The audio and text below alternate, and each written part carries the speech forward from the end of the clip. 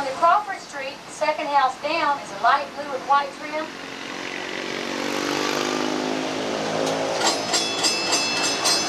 The George Eastlake style. It has fish scale siding, a wraparound porch, right here on the right-hand side, built in 1887. But what I really want you to look at on this lovely home, I want you to look back over your right-hand shoulders on the south side. They have a red chimney at the end of the porch. They have a stained glass window recessed into the chimney. I can see the window right here where I'm at now. The flue comes up to the bottom of the window, splits, goes up the sides, connects at the top. I don't know if I got it or not. On a cold, sunny day, they will have a fire built in the fireplace, and the cemetery house in the background, which they use as their garage today. Plus, if you look at the top, in the front, a little round portal window with fishtail siding, and there's Mrs. Hudson sitting out on her lovely little porch there.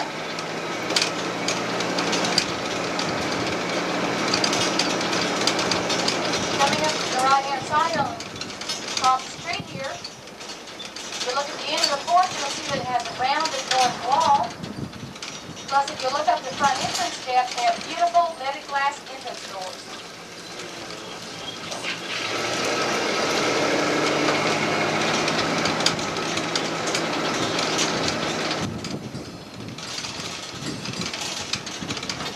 They rode their trolley the other day. Now we are traveling on Crawford Street, and Crawford Street is extra wide. Any of our little house here is a typical farmhouse, Midwest, 1880s, 1890s. Take a good look. It's not typical though. This house was originally a one-story house. As the family started to increase in size, they decided they needed to increase the size of the home. This one. But they didn't want to tear the roof off, and they didn't want to add on to the size.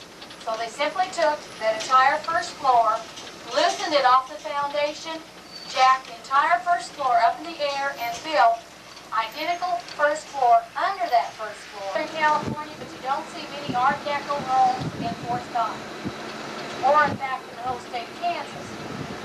Now we are traveling on National Avenue, and National Avenue is a big street, goes from one end of Fort Scott to the other, and originally was called Jones. First enter into the cemetery on both sides of the road, you will see the large headstones.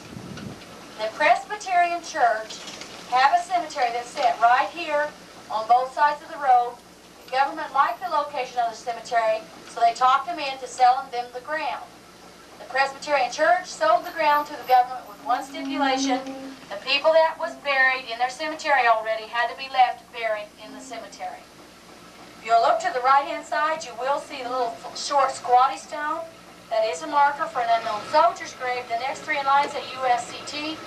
Stands for United States Colored Troop Division. United States Colored Troop Division were originally buried right there in the corner when the cemetery was originally started. If you've ever been to a national cemetery, you know all the stones are in line no matter which direction you look at them. If you look to my immediate right-hand side at the tree, look between the tree and the row of stones on the left-hand side of them.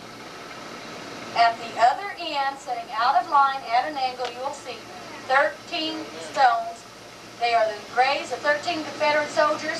They were placed there out of line so that they would have the honor and distinction of being together, because at this time when they were buried here, this whole cemetery was a Union cemetery. They wanted the Confederates to have their own honor, their own distinction. Coming up on the left-hand side is Eugene Ware's headstone and his wife's headstone. See the great big round red rock on your left? The big red rock here on your left is a headstone for Eugene Ware and his wife. Now, Eugene Ware was visiting in New Mexico. He saw this big red rock.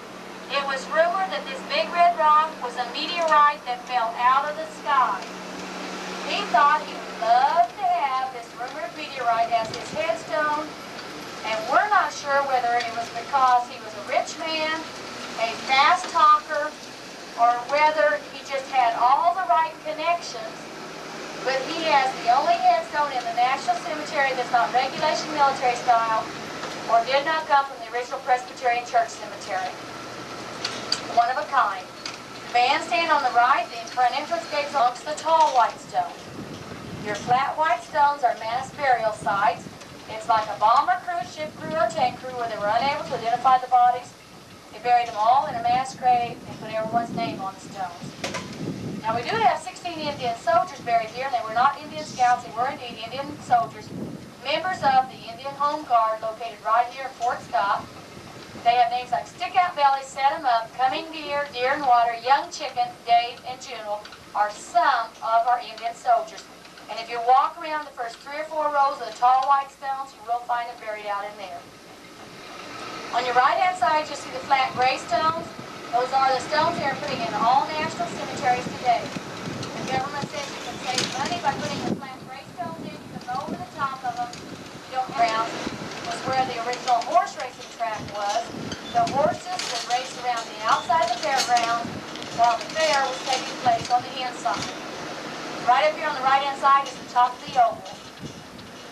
Now the homes on the left-hand side are all built on the Marmaton River Valley bluff, and they have got a beautiful view out their back doors. If you'll look to the left-hand side between the brown garage and the blonde brick house, you can see several miles out over the Marmaton River Valley. I think these people have a gorgeous view out their back doors. On the right-hand side where the homes built today is where the very first trolley car barn was located. Burke Street's extra wide. The trolleys did run up and down Burke Street here. On your left-hand side, we have a whole row of Victorian homes. A lot of our early merchants came up here on top of these beautiful hills over their homes. The home coming up on the left-hand side with the red stripe around the porch was the home of Albert Bigelow Payne. When he left Fort Scott, he became Mark Twain's personal secretary. The next home coming up on your left is a beautiful house, Victorian-style multicolored paints, lovely lidded glass on the front porch. But what I want you to look at is back into the corner of the house there.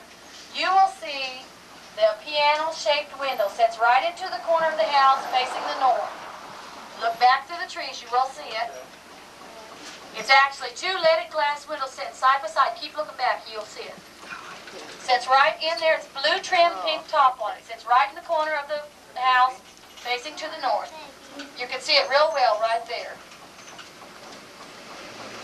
This lovely home had a piano room where the piano sat. They had a piano-shaped window set right above the piano.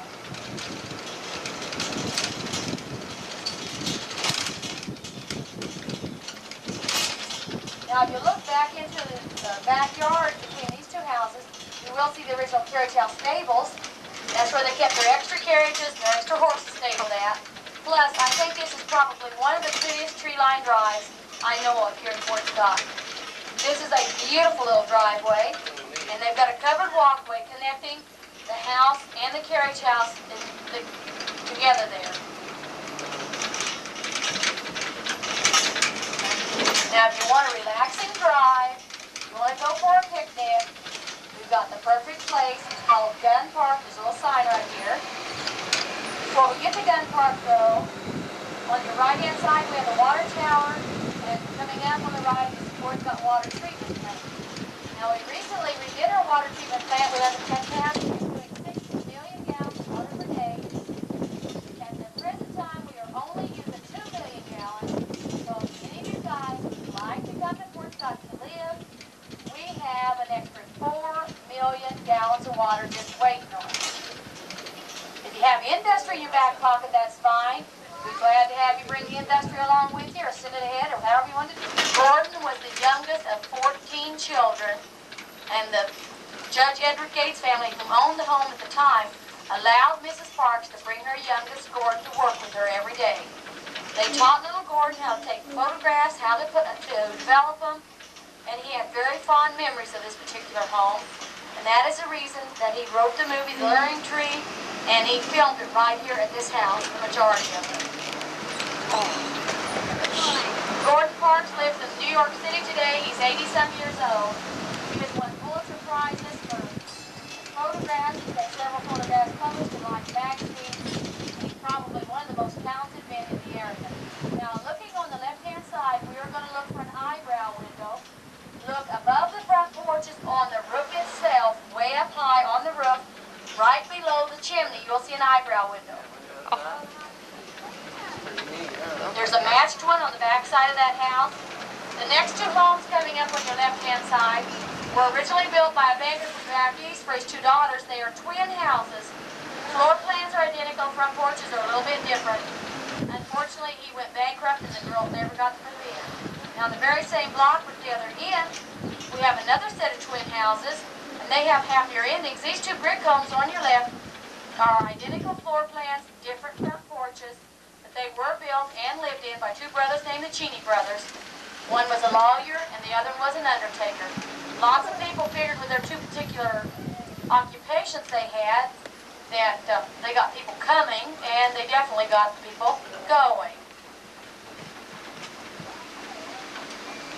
Now, Judge Harry Fisher Park is right in front of us. It is named after our celebrated senior citizen, Judge Harry Fisher. It is a very well-used park. Seems like there's always people taking advantage and using the park, getting lots of business out of it. Now, across the street on the left-hand side, we have a very lovely home there on the corner. It is a Georgian Revival home. It has a beautiful big round globe porch light hanging down on the lower level of the porch there. It has two porches, very lovely home. Right next to Georgian Revival is Simple Greek Revival. Right next to the Simple Greek Revival is a Federal home. Across the street on the right-hand side from the Federal home is a neoclassical home. So we do have four different styles of architectural homes in one block area, which is very unusual even for Fort Scott, Kansas. Well, coming up across the street on the left-hand side, you're going to see the Huntington House. The Huntington House is one of our two best breakfast businesses. For the price of spending the night, they will feed you breakfast the next morning. Plus, they do have a swimming pool, and they will allow you to go in and go swimming there. Very nice place to stay. Now, we are going right downtown Fort Scott. Give you a really good look at the downtown area. Most all of our buildings have been picked up and are very attractive. If you look over to the left-hand side here, you will see the Moody Building. It's a very beautiful building. Lovely from top to bottom. Again, I will ask you, please look up high because a lot of your prettiest features will be up above street level. On your right-hand side is Ralph Richards Museum. It's closed today, but it will open up again, I believe, at 10 o'clock in the morning. It is well worth your time. If you're still going to be in town, come down and look through the museum. Lovely museum, bottom floor, totally authentic, restored Victorian apartment on the top floor. On your left-hand side, we have the very lovely Scottish Rite Temple. Beautiful entranceway right there on your left. It's an historical preservation. National Historic Site. The old fort is very lovely, well worth your time to come down.